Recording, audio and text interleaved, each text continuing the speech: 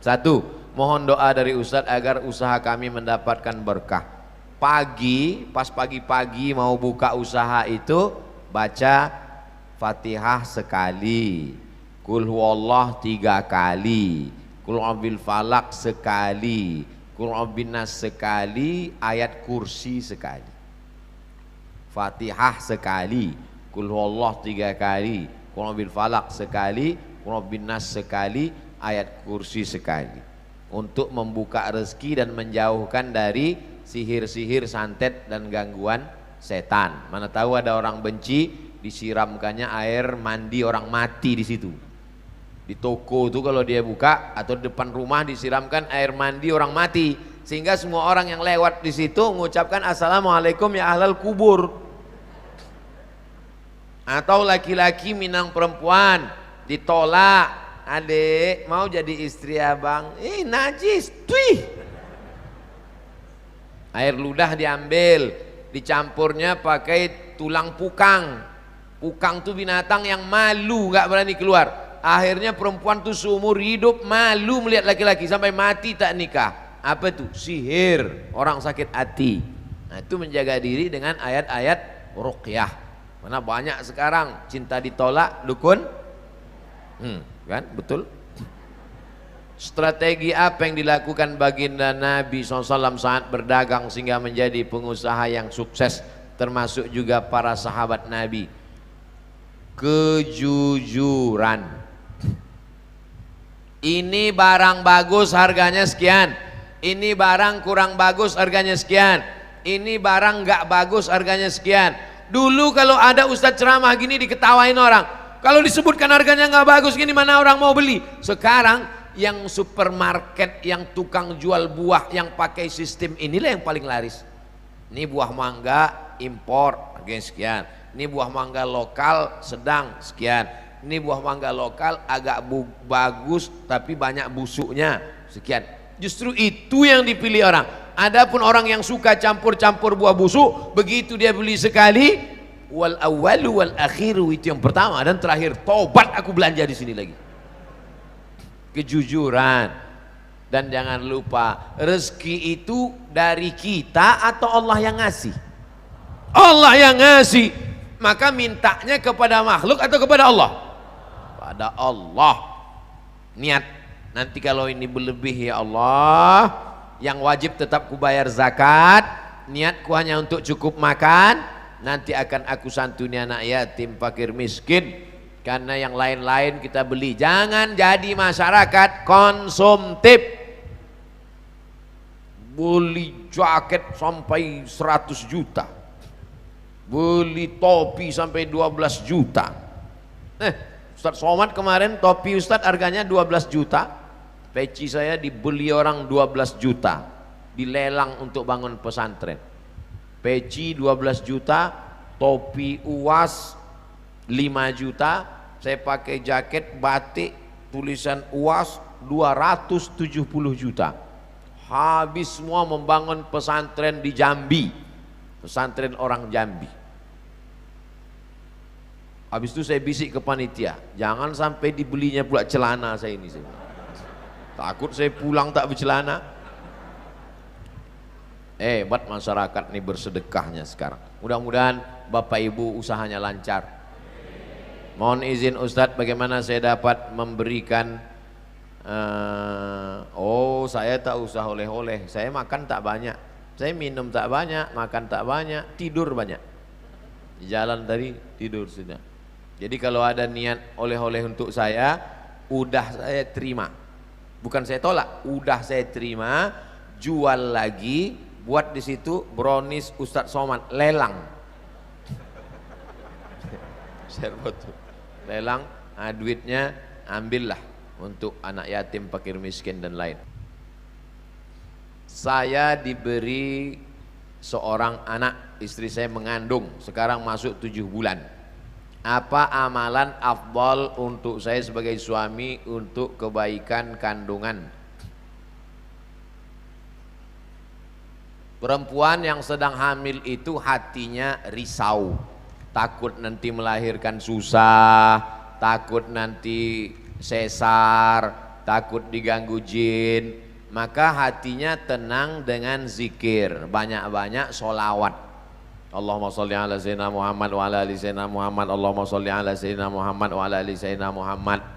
Makanya Pak Kiai selalu nyuruh, gimana nih Pak Kiai, istri saya hamil, baca surat Yusuf supaya hatinya tenang. Padahal tujuan Pak Kiai baca surat Yusuf supaya hatinya tenang dan anaknya soleh, tidak mau berzina seperti Nabi Yusuf. Cuman kadang ibu hamil ini salah sangka, disangkanya anaknya ganteng macam Nabi Yusuf. Pas lahir hitam komplain. Pak Kiai iki anaknya ireng piye iki. Pak Kiai orangnya sabar nggak marah. Bojone ndi? Pas dia bojo iki podo.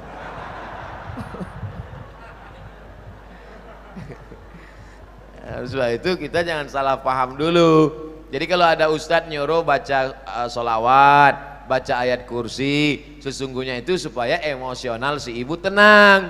Kalau ibunya tenang, anaknya juga ikut tenang. Salatullah salamullah ala taha rasulillah, salatullah salamullah ala yasin habibillah, tawassalna bi bismillah wa bil hadi rasulillah wa kulli mujahidin lillah bi ahlil badri ya Allah.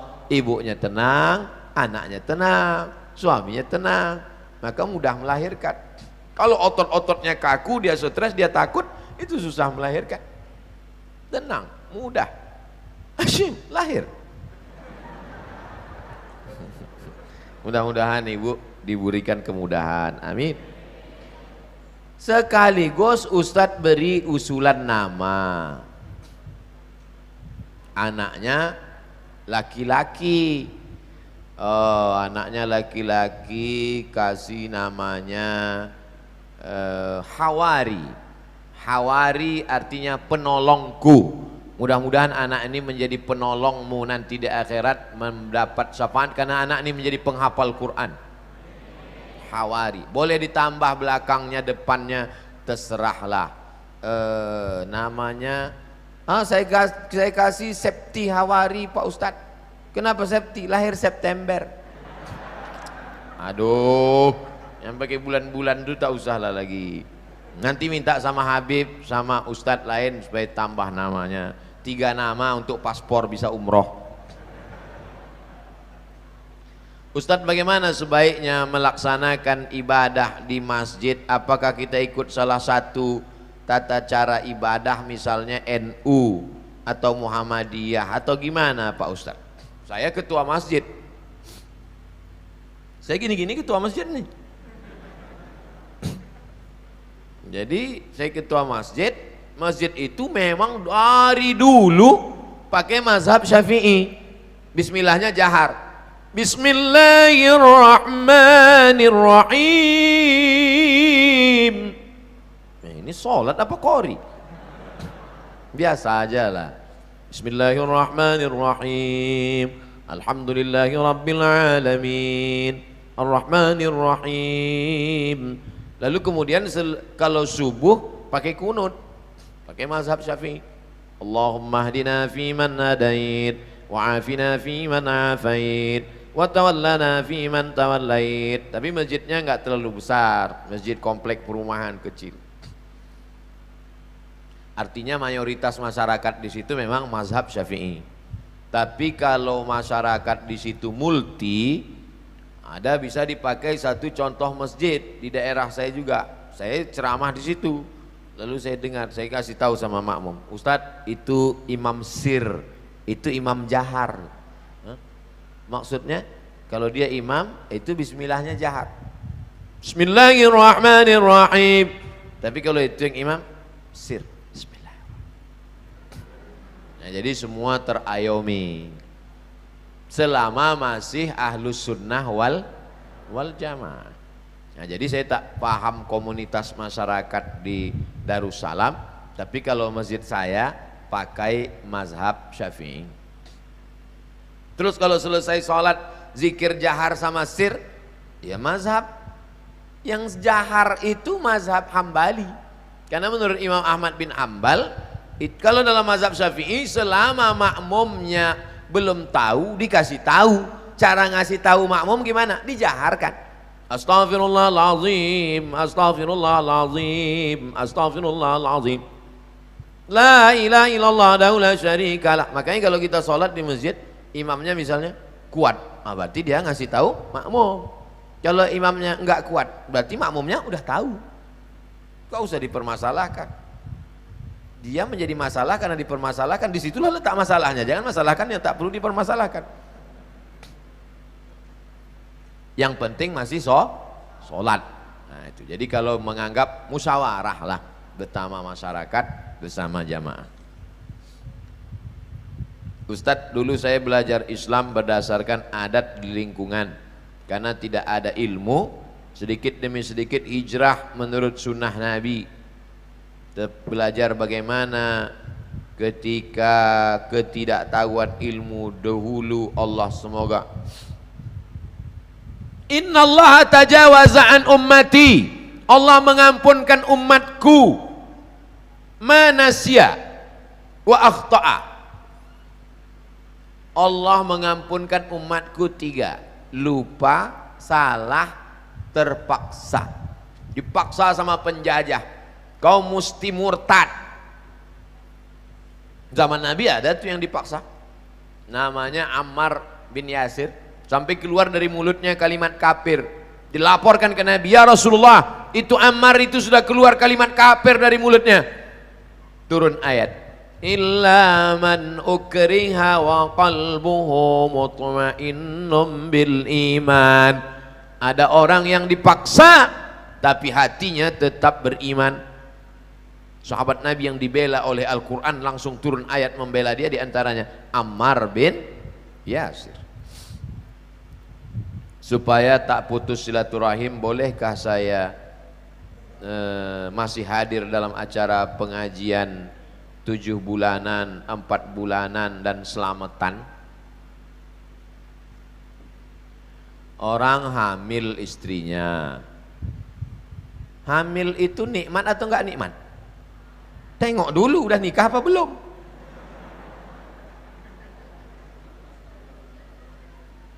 Hamil itu, istrinya hamil itu nikmat. Berapa banyak, mohon maaf ya Pak, jangan tersinggung, berapa banyak orang nikah belum, bukan tidak, belum dikasih Allah. Saya sedih Pak Ustaz, saya 10 tahun nikah istri belum hamil. Teman saya nikah Januari kemarin, Maret melahirkan.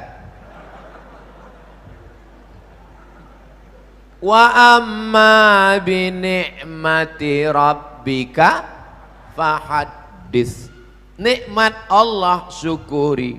Bagaimana cara mensyukurinya? La in syakartum la azidannakum. Syukur, undang kenduri. Kalau kami di Riau namanya kenduri. Rupanya di sini selamatan. Datang ya, selamatan. Kenapa disebut selamatan? Karena memang doanya Allahumma inna nas'aluka selamatan. Salamatan fiddin, semoga kelahirannya anaknya selamat, jauh dari penyakit. Nah, jadi kalau dia doa selamatan ya nggak salah, berdoa menyelamatkan supaya selamat. Lalu kemudian apa tadi yang ditanya? Selamatan. Ya selamatan, apa salahnya selamatan? Yang tak boleh itu kalau di dalamnya ada unsur syirik, menduakan Allah, meminta kepada selain Allah. La ilaha illallah, qul huwallahu ahad. Nah itu dalam Islam. Berdoanya kepada Allah ya nggak apa-apa. Tapi kalau berdoanya kepada Nyi Blorong, nah itu nggak boleh. Ustadz, saya pengen didoakan memiliki keturunan. Rabbi la tazarni fardan wa anta khairul warisin. Saya ulang 3 kali.